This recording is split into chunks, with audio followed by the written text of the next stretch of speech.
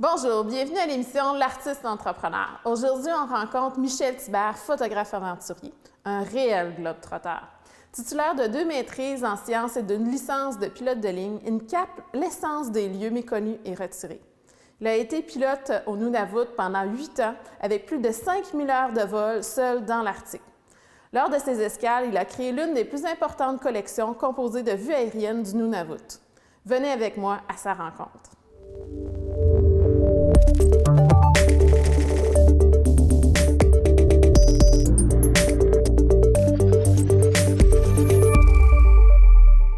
Bonjour Michel Thibert. Bonjour. Merci de nous recevoir dans ton studio ici sur la côte de Beaupré. Ce qui est intéressant, c'est que tu es un photographe aventurier, globe-trotteur. Pourquoi? Le globe-trotteur est tout à fait approprié, mais mon avantage à moi, c'est que je suis pilote. En étant pilote pour une grande organisation, ça me permet de concevoir toutes mes œuvres, non pas sur une base locale ou une base régionale ou nationale, mais sur une base internationale. Donc, mon imagination a beaucoup plus d'espace pour se mettre en veille. Et tu te promènes partout sur le globe, c'est-à-dire que tu vas autant dans des lieux qui sont quasi secrets, quasi justement inconnus, méconnus. Oui, j'ai eu la chance de travailler pour un employeur qui m'a aidé dès le début de mon aventure en tant qu'artiste.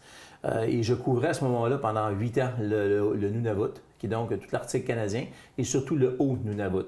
Donc, j'avais l'occasion de prendre tous les vols qui étaient de durée de quelques jours dans des endroits tout à fait inusités comme Grise Fjord, Pond Inlet, Clyde River et tout ça. Donc, ça m'a permis d'avoir accès à des endroits, d'y passer beaucoup de temps, donc d'être capable de saisir, d'avoir des occasions que les autres n'ont pas. Puis justement, tu as bâti toute une collection de photographies. Oui. Qui se compose de combien de Qui se compose d'environ...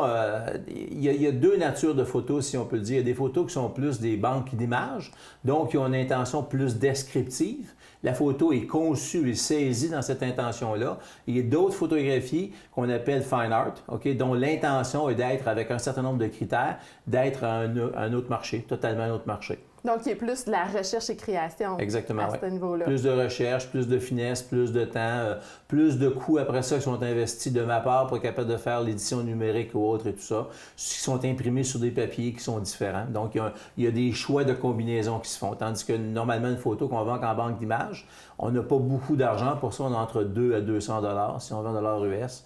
Et donc, à ce moment-là, il est rarement imprimé. Est-ce que, justement, tes photographies, tu les imprimes selon la demande du client? Comment tu fonctionnes? Il y a 2 considérations à ce niveau-là. La première considération, c'est tout dépendant de la taille de l'image et tout dépendant de l'intention du client. Si le client me dit « je voudrais être capable de décorer l'ensemble de mon concessionnaire automobile », donc à ce moment-là, on va lui suggérer un papier qui va être plus résistant parce qu'il y a quelqu'un qui risque de mettre quelque chose pour le nettoyer. C'est un lieu public. C'est un lieu public. Si quelqu'un me dit « moi, je vais être chez moi » et il a toujours dans sa tête absolument mettre ça sur les fameuses toiles d'artistes, là, on va lui suggérer si ça convient de le mettre sur une toile ou non. Et après ça, il y aura un autre segment où on a un collectionneur qui lui va dire « ben écoute, chez moi, il y a des photos dans ta collection qui me plaisent, mais j'aimerais que mon cadre soit d'une telle couleur ou avec une telle genre de texture. » Donc, à ce moment-là, on livre au client ce qu'il veut.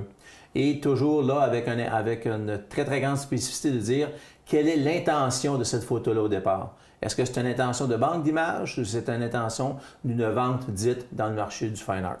Et justement, au niveau du fine art, tu fais de la recherche-création. On te décrit comme un photographe qui fait de la photographie de luxe de grand format. Est-ce que tes photos, ils se retrouvent justement dans des collections? Est-ce qu'il y a des musées? À quel endroit on peut voir tes œuvres? En ce moment, si vous êtes au Mexique, dans le musée du Mexique, en ce moment, il y a des photos qui sont là-bas. Toutes les collections que l'on a sont vendues principalement à des collectionneurs privés qui me disent « j'en ai une, j'en veux plusieurs ». Ça, c'est le bastion. On a des collections aussi, des gens qui nous disent « je voudrais que tu nommes une collection à mon nom ». À ce moment-là, il y a des discussions qui s'entreprennent avec cette entreprise-là ou avec ce collectionneur-là. Puis, il me dit « je voudrais une commande ». J'ai déjà eu quelqu'un qui me dit « écoute, peux-tu aller à Las Vegas? Je voudrais avoir une photo qui représente ce que je vis là-bas. Je dis, écoute, dans Las Vegas, il y a énormément de photographes qui ont couvert ce sujet-là. Je suis allé, puis je suis revenu, puis c'était pour sa salle de pool, de billard. Donc, il y a des gens qui me donnent des commandes très particulières. Il y a des gens qui me suivent parce que c'est à cause du lieu. Les gens qui travaillent ou qui vivent au Nunavut ou qui font partie du gouvernement du Nunavut, à ce moment-là, ils se sont servis de mes œuvres à titre pour illustrer un peu la mère nature là-bas. Donc, justement, tes photographies, au niveau de tes sujets, tu parlais de la nature, tu parlais du Grand Nord. Est-ce que tu peux nous parler un peu de ton ADN, de tes photographies, justement? Oui, bien, je me suis aperçu très rapidement, ça a pris environ 4-5 ans pour évoluer dans le processus de réflexion là-dessus avec les lectures que j'ai faites, que les gens, on est bien souvent lorsqu'on est en nature. Il doit y avoir des raisons. Donc, il y a un lien qui se passe entre l'humain et la nature.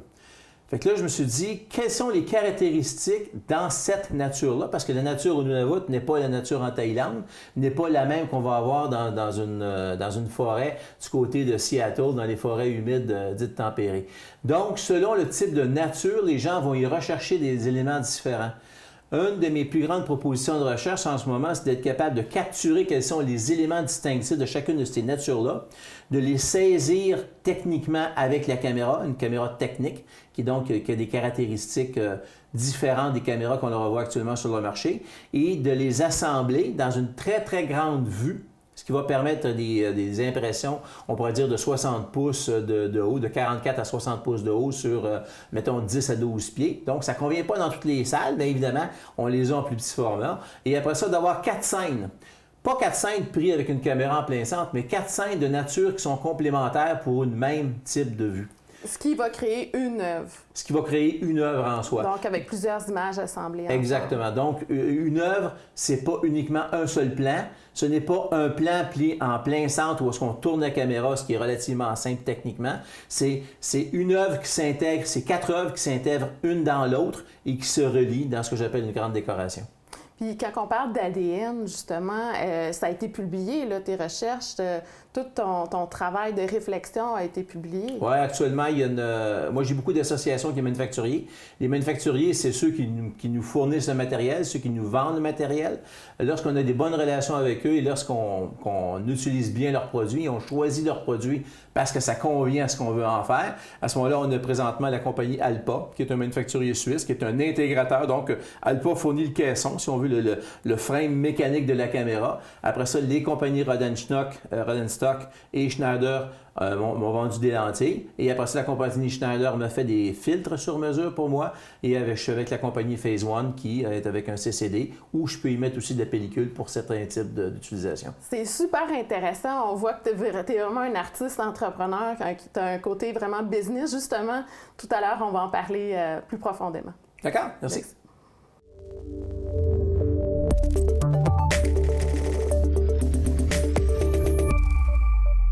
Bien, ce qui est le fun de travailler avec Michel, c'est que justement, c'est toujours essayer de trouver des nouvelles idées, des nouvelles façons de fonctionner, des nouvelles façons de présenter ses œuvres. Michel arrive toujours avec des idées qui sortent de l'ordinaire, puis on doit composer avec ça.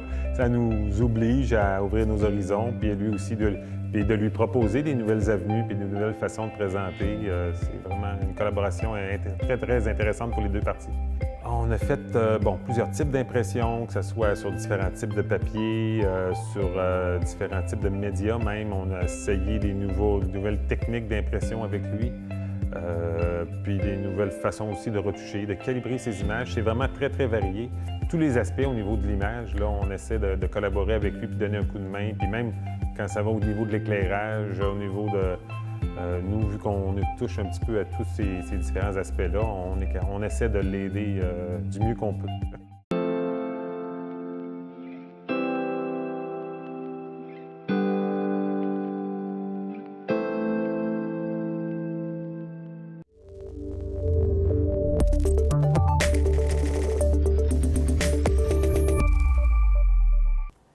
Alors, Michel, on en sait un peu plus justement sur qui tu es en tant que photographe. On va maintenant aborder plus le côté business, entrepreneuriat.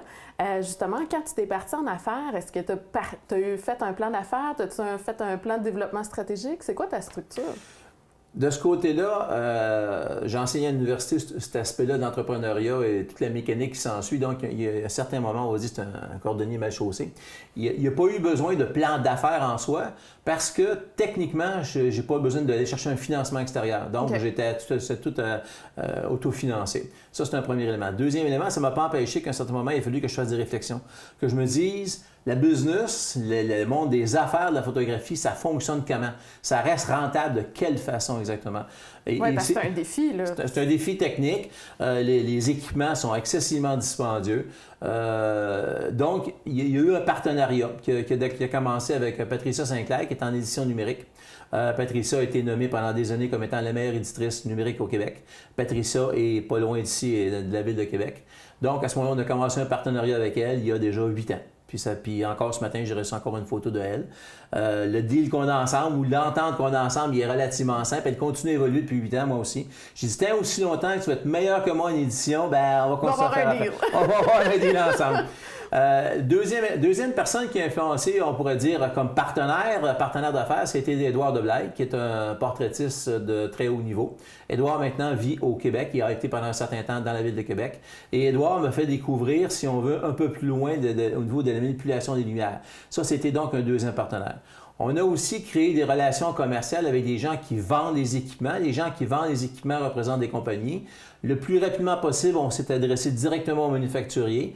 Je suis passé il y a environ de ça 3 ans du côté de la compagnie Hazelblad. Je me suis déplacé vers la compagnie Phase One qui fournit des senseurs. Et après ça, on a eu une offre qu'on n'a pas pu refuser il y a environ de ça 2 ans. Je suis passé maintenant à une caméra dite technique. Une caméra technique nous permet des manipulations des angles, des lentilles qui sont tout à fait appropriées pour le genre de photos qu'on fait. Et après ça, on a des lentilles dites Rodenstock et Schneider et on a un partenariat qui dure depuis 9 ans avec la compagnie Schneider au niveau des filtres. Les gens de chez Schneider, du côté américain, pas loin des lignes, ont réussi à faire des choses où on demande des filtres sur mesure par rapport à ce qu'on a besoin de faire. Donc, c'est ces partenariats-là qui sont faits. On a aussi des gens avec Canson Fine Papers qui sont en train présentement de faire une alliance par rapport aux recherches et développements qu'on fait au niveau de l'impression. C'est tout le monde a la capacité d'être capable d'aller voir un imprimeur local puis de dire « je voudrais que tu imprimes sur un papier haut de gamme ou un papier ayant certaines caractéristiques ». Nous, on est en train de dépasser ça. On est en train de développer avec un manufacturier 2 méthodes tout à fait distinctes qui vont nous permettre d'avoir un avantage. Lorsque les gens vont acheter nos œuvres, chacune des œuvres va être distincte, ne sera pas une copie de l'autre. Donc, il va y avoir une personnalisation, quelque chose qui va se rapprocher au niveau de la peinture. Donc, des œuvres uniques. Des œuvres uniques. Des œuvres uniques. Donc, les 4 œuvres sont déjà uniques en soi. Mais en plus, l'impression, la qualité, la présentation va être unique. Donc, tu vas avoir le numéro 22 ou le numéro 3. Ce ne sera pas comme le numéro 18 ou le numéro 2. Un autre élément, au cours de l'an dernier, j'étais, pas exhibé, mais j'étais exposant, merci, j'ai encore de la gueule dans ma tête. Donc, j'étais exposant du côté de Paris Photo et on a fait une alliance avec les gens de chez Broncolor. Broncolor, ce sont la meilleure compagnie de flash de la planète. Puis là, ils m'ont fait une offre. C'était tout à fait avantageux. On a été chercher justement les flashs, justement un des avantages que j'ai été capable de me déplacer rapidement. Et on a dernièrement augmenté la quantité des flashs qu'on a. Mettons, on a 3 flashs. C'est plaisant, 3 flashs, mais ça veut dire aussi maintenant qu'on se déplace avec environ 150 livres de matériel dans 4 caissons. Je m'en vais au Népal le 24 du mois pendant 5 semaines, ça veut dire 4 porteurs. Donc, la technologie alentour de l'œuvre, l'impression alentour de l'œuvre, l'intention d'avoir une recherche d'ADN, c'est tout regroupé dans différentes collections. Chacune des collections a une intention et répond à 7 questions. Donc, il y a une recherche qui est faite. Pourquoi faire qu'on veut être dans tel genre de business ou tel genre d'orientation artistique? Et après ça, il y a des technologies qui sont associées avec chacune des collections. Et on pourrait dire que c'est quand même très exigeant de livrer des photographies de grand format de niveau international. Oui.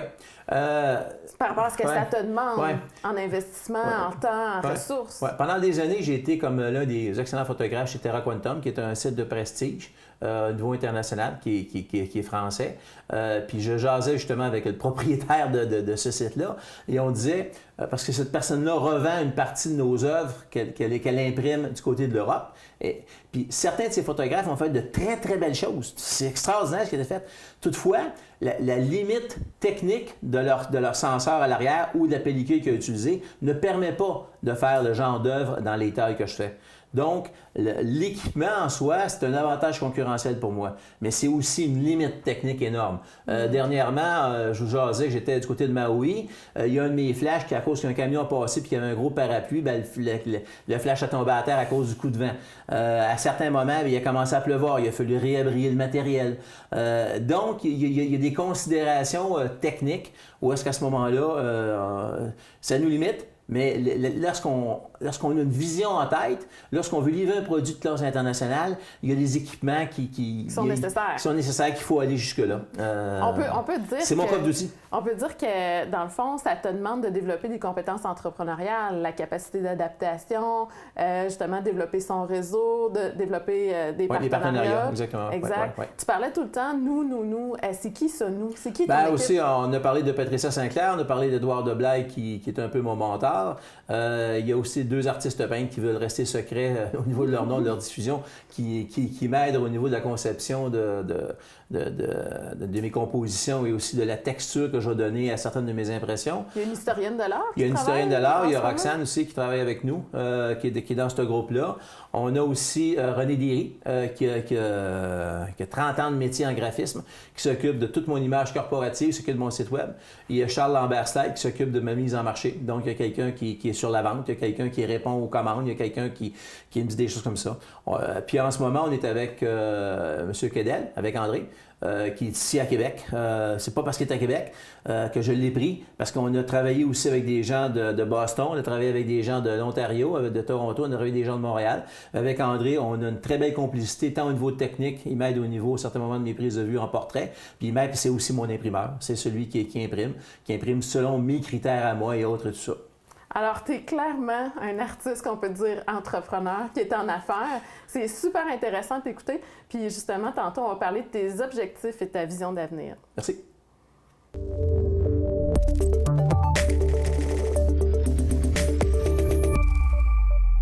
Ce que je fais pour Michel, c'est assez varié. Je suis un petit peu multifonctionnel, donc autant pour la mise en marché des produits des œuvres de Michel, le branding, l'approche avec laquelle on va le faire, que pour des fois du matériel imprimé qu'il doit utiliser quand il va dans des gros trade shows de photographie comme Paris Photo dernièrement. Je travaille avec Michel aussi au niveau de l'élaboration de certaines collections, pas de toute la gang, mais certaines collections comme Nature en Pleurs, une de ses dernières. Donc, c'est un petit peu d'élaborer avec lui quel va être le style qu'on va pouvoir reconnaître dans chacune de ces images-là. Essentiellement, c'est la nature qui pleure. Donc, il a fallu définir un petit peu ça va être quoi les liquides, ça va être comment on va les appliquer, ça va être sur quel type de photo, sur quel média, etc. Bon, c'est un travail ongoing, c'est un travail de création, finalement, collaborative. Mais par la suite, je dois l'aider à mettre ça en marché. Donc, de trouver les bons mots, de trouver le bon langage pour expliquer cette collection-là. Michel est excellent pour donner toutes les idées, etc. C'est une machine à idées. Mais c'est ça, des fois, il faut un petit peu recadrer les choses sans jeu de mots. Fait que je l'aide un petit peu là-dedans aussi, en même temps. En plus que de certaines retouches, en plus du maintien de son site Internet, de l'aider à ce qu'il puisse lui-même aussi le mettre à jour, avec des outils hyper performants qui permettent de réagir très rapidement. Tu sais, des fois, même si c'est de l'art, il y a de la compétition dans ces choses-là, fait que il faut qu'il soit en mesure de pouvoir réagir sans... On va dire réagir à ses compétiteurs. C'est pas nécessairement on n'a peut-être pas de compétition là, comme artiste, là, mais de réagir, de bien se positionner, etc. De voir quand il y a une nouvelle tendance, comment on se réagit, comment on réagit à ça, etc.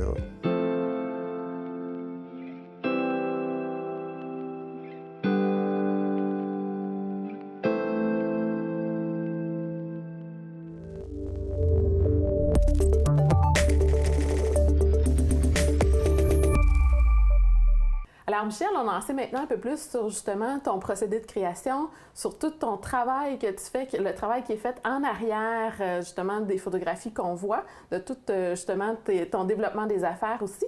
Et j'aimerais qu'on parle, en fait, de ce qui s'en vient pour toi, de tes objectifs, de ta vision. Qu'est-ce que tu veux travailler? Dans le site web que j'ai actuellement, on décrit bien les différentes phases par lesquelles le groupe va passer au travers. C'est-à-dire qu'on a commencé d'une phase où on était des juniors, on a essayé de ressaisir ça. Il y a 35 ans, c'était mon métier à temps plein. Bien, maintenant, ça ne l'a pas été pendant une trentaine d'années. Puis là, maintenant, c'est mon métier quasi à temps plein. Donc, il y a eu des phases où on a recommencé à saisir un peu comment fonctionnait le numérique. On a transféré nos connaissances. Là, après ça, on était dans une phase un peu plus descriptive, où est-ce qu'on était au Nunavut. Je photographiais beaucoup au Nunavut avec beaucoup de scènes aériennes. Après ça, on a commencé à être plus dans le dos des paysages. On a commencé à être plus évocateur dans nos scènes. Puis là, maintenant, on a ce qu'on a mentionné en début de rencontre, qu'on s'en a échangé là-dessus, au niveau de l'ADN. Donc, dans l'ADN, il y a une recherche qui nous permet d'aller beaucoup plus loin, de saisir plus qu'est-ce qui caractérise. Là, ce que je décrivais à PhotoFest, qui est un moment d'évaluation à Houston au talent 2016, j'ai présenté à ce moment-là mon portfolio du Nunavut. J'ai qualifié tout ce que j'avais vécu comme émotion. Les émotions, en fait, on les sent. Les émotions génèrent aussi des ambiances. Les ambiances qui étaient décrites à travers, on espérait être capable de les partager dans nos photos. Et là, après ça, on a commencé donc à sentir que l'ambiance était un élément qui était important chez l'humain. Donc, on retente de recréer des ambiances. Une ambiance d'humidité, une ambiance de proximité, une ambiance de chaleur. Donc, il y a certaines ambiances qui ont été choisies par le groupe qu'on tente d'illustrer. Donc, tu es allé vraiment décortiquer les scènes, décortiquer ce que tu vois, les environnements, pour être capable de comprendre. Mais on va plus loin. Maintenant, on se dit, lorsqu'on va dans un shooting, on appelle ça un shooting ou une séance, je m'en vais 5 semaines au Népal, puis j'en vais 4 semaines du côté là, des États-Unis, puis je m'en vais en Thaïlande, dans ces pays-là, pour un autre 4 semaines cette année. Lorsqu'on s'en va là, c'est pour remplir une commande interne. Donc, on se dit, dans notre collection de roches et racines ou encore Mère Nature avec des larmes de couleur, qu'est-ce qui manque dedans? Puis qu'est-ce qu'on va aller chercher là-bas? Donc, il y a eu du pré-repérage qui s'est fait à travers le web. Après ça, on arrive sur place, on est avec des guides experts qui nous amènent où on veut aller et non pas où les touristes vont. Si les touristes arrivent là à 7 h le matin, je suis plus là. Moi, je suis rentré là à 5 h le matin puis je suis là en fin de journée. Je suis là dans les moments où est-ce que ça convient. J'ai souvent dit à des guides, je vais être à tel point sur la rivière Mekong à 10h10. Là, il me regarde, il dit, qu'est-ce que tu veux dire? Bien, il faut que je sois là à 10h10 parce que l'éclairage est là à 10h10. Donc, il y a des repérages techniques, il y a des repérages, si on veut, sensitifs, il y a des intentions d'ambiance et tout ça, ça se retrouve dans les collections qu'on offre présentement et c'est là qu'on s'en va. Et comme on l'a mentionné, imprimé maintenant d'une façon qui va être unique chez nous. Et justement, tout ton ADN, puis tout ce qui fait que c'est spécifique à ton travail, tu nous disais tantôt que tu voulais pousser un peu plus loin au niveau de la création pour toi. Oui, bien, c'est évident que lorsqu'on marche à fond perdu, ou est-ce qu'on fait un profit, quelques profits sur quelques ventes de photographies. Oui, parce que tu réinvestis tout. Moi, là. je réinvestis. Une grande partie de mon salaire, bon, je paye les loyers, je paye ma maison et autres, et tout ça, mais le restant, c'est investi soit en équipement, soit en transport.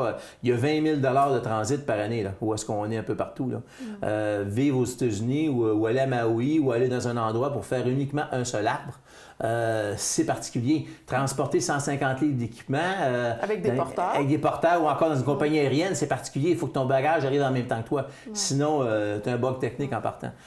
Donc, tout cet aspect-là, on tente de le coordonner. Donc, c'est une business en soi, mais c'est une business basée sur ce qu'on pense qui nous fait vibrer, qui va faire vibrer d'autres personnes. Donc, toi et tous tes collaborateurs. Oui, absolument. Parce que à certains moments, maintenant, de moins en moins, par rapport à l'expérience et à tout ça qui j'en ai jasé, la création, ça se fait de moins en moins à vase clos.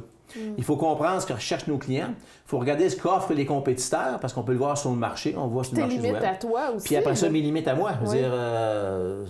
Tu n'es pas capable de faire tout. C'est pour ça que tu t'entoures, justement, comme tu parlais tantôt. De faire, admettons, 12 000 $ de contrat en édition et numérique par année, ce n'est pas une dépense. C'est quelqu'un qui est plus compétent que moi pour être capable de faire quelque chose que soit que je ne suis pas capable de faire aussi bien qu'elle, ou quoi, quelque chose que je n'ai pas le temps de le faire. Parce qu'il faut que je sois en train de faire de la photographie dans un des endroits qui a été choisi cette année. Donc, c'est tout ça qu'il faut coordonner. Et justement, tu disais tantôt que tu voulais te concentrer un peu plus sur la recherche, puis vraiment la création. Oui, l'aspect qui est difficile, exemple, dans une des techniques qu'on a pour l'impression, on en a fait un certain nombre. Ils ont été vendus à des clients, puis il y a eu des bugs techniques. Okay. Donc, on a repris les 4 œuvres qu'on a vendues, on les a remplacées par d'autres œuvres à nos frais, évidemment. Puis là, après ça, on a 4 œuvres qui sont techniquement, ils ne marchent pas. Il y a des problèmes techniques après un certain temps. Parce que souvent, les œuvres lorsqu'on les vend chez les clients, là, ils sortent du laboratoire, là, ils sortent de l'imprimeur. Ils ne sont plus dans des conditions optimales de température. Ils sont au soleil, sont dans une pièce où il n'y a plus d'humidité. La personne vient s'acheter une maison neuve, il y a un paquet d'humidité là-dedans. Le papier réagit différemment. Donc, il y a des considérations qu'on apprend un bout de notre métier là-dessus. Là. Donc, tu fais de la recherche et du développement constamment. Oui. Pour dépasser les limites. Pour avoir un produit qui n'est pas offert par les compétiteurs dans une classe mondiale. Ça, c'est quelque chose qui est très important chez moi. Lorsque j'étais à Paris Photo, j'ai rencontré des galéristes, puis je regardais ce qui était à faire, je regardais le niveau que c'est rendu quand on veut vendre un œuvre à coût de milliers de dollars. Mais là, à ce moment-là, il y a un niveau de qualité qui est requis. On achète une montre à 5 000 $, on s'attend à ce qu'elle soit belle. On achète un iPhone à 600 $, on s'attend à ce qu'il soit bien packagé. On s'attend à ce qu'il soit beau, bien emballé. Je pense que lorsqu'on achète une œuvre photographique, c'est la même chose. Oui, exact. Est-ce que, justement, tu travailles un petit peu avec les musées? Est-ce que c'est quelque chose que tu souhaites développer, les musées, les collections? Oui, il y a des gens du Musée canadien qui ont acheté nos œuvres, qu'on nous a mis dans un compendium de photographie de l'Arctique, qui a été après ça représenté du côté là, des gens du Mexique. Bon, ça y est. Je ne vais pas souvent au Mexique, c'est pour ça, mais j'aurais bien voulu y aller ce fois-là. Puis après ça, on a en ce moment des gens de l'Italie. On vient d'être publié dans une revue italienne qui a publié ce qu'on a fait pendant des années. Donc, de plus en plus, le réseau s'étend, de plus en plus l'intérêt mondial, où est-ce qu'on parle de moi, on parle des œuvres, on parle de ce que je fais. Là, c'est évident, je suis en train de passer une phase où est-ce que j'ai délaissé le Nunavut. J'y avais accès auparavant. Je vais produire cette année 2 livres. Un livre artistique qui est directement axé sur le Nunavut et un autre, c'est 12 histoires ou 24 histoires. C'est environ 96 pages là, de chaque côté où on va parler des aventures du Nunavut, de ce que j'y ai vécu, humainement, socialement, chimiquement, climatiquement. C'est ça. C'est vraiment passionnant. Écoute, Michel, de t'écouter parler. On pourrait faire des heures et des heures ensemble. C'est un réel plaisir. Merci beaucoup de ce bref partage de découvertes avec toi sur tes photographies. Les gens peuvent te suivre sur ton site Internet, Michel Thubert, sur Facebook aussi maintenant. Ouais. Merci beaucoup. C'est vraiment un honneur de te rencontrer en tant que photographe aventurier. Bien gentil. Merci.